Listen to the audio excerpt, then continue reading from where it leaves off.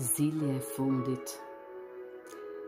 Koha asnjëherë nuk ndalet.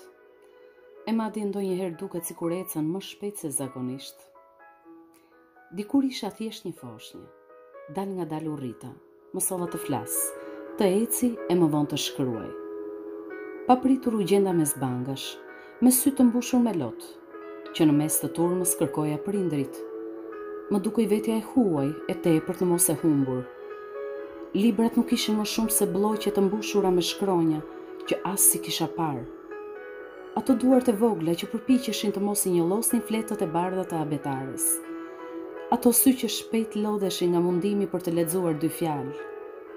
Ai trupi vockël që kërrusej nga pesha e një çantaje të madhe mbi supe. Sa shpejt kaloi.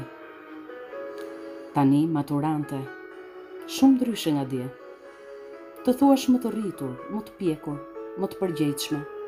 Është pak. Tashmë më e aftë për të luftuar luftën time, për të bërë ëndrat e mia realitet.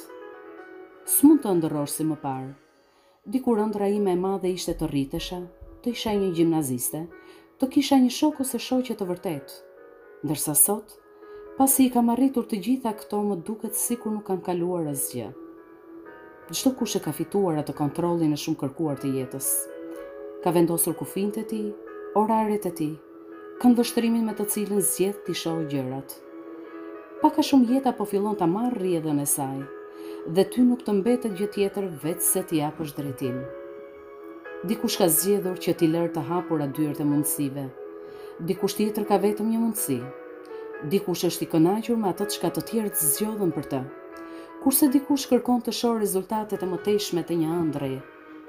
Ëndër që për dikë është pasion dhe për dikë tjetër rastësi. Rruga vazhdon, duket e gjatë dhe e vështirë, por jo e pamundur. Shpesh do të rrëzohemi, do të lëndohemi, por do të mbijetojmë. Nuk do të dorëzohemi për asnjë moment, sepse të kesh një ëndër është e lehtë, por kur i kthen ato në qëllime është vështirë të shkëputesh. Sa po mbaron një cikël shkollor përpara të shfaqet tjetri, e gjendesh paksa e papërgatitur për atë çka të pret. E megjithatë rrjedha e kohës nuk ndal, e ti duhet patjetër të ecësh me ritmin e saj, duke filluar kështu rrugën drejt universitetit me emocione e ndoshta edhe ankth. Erdha këtu në këtë shkollë, ashtu siç vjen foshnja në jetë, me një frym krejtësisht tjetër që më ngrohte shpirtin.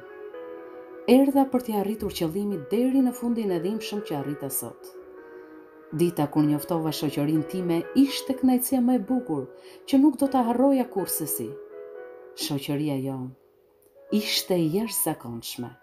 Nuk e di se është me të vërtet kaq e vështirë të shkruaja, por akoma më e vështirë është të kujtoj këto momente të paharrueshme. Do të më mungoj gjithçka. Mbi të gjitha, arsimtarët e kësaj shkolle. Ata, të cilët më udhëzuan dhe më mësuan se si të jetoj. Këshillat dhe kujtimet e tyre janë bërthyer thellë në zemrën time dhe vështirë se do të dalin.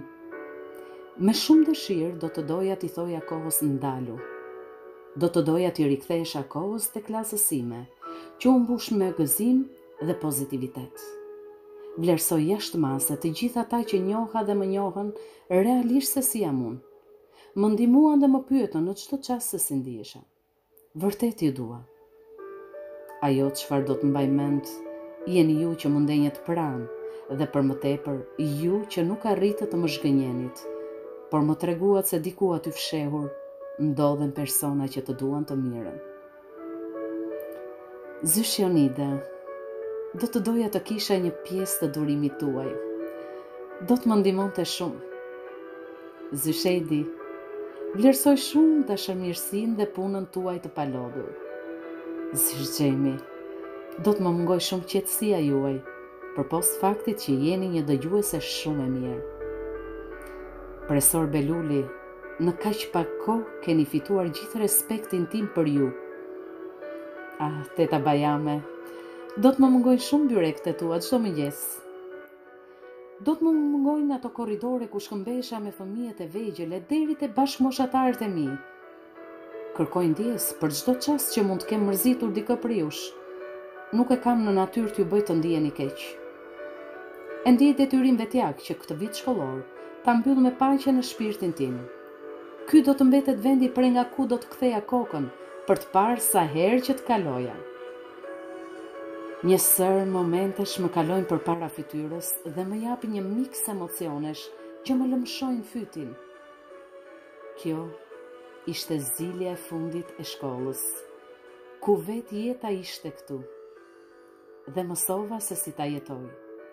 Si do që të ishte ajo, e bukur apo e vështirë.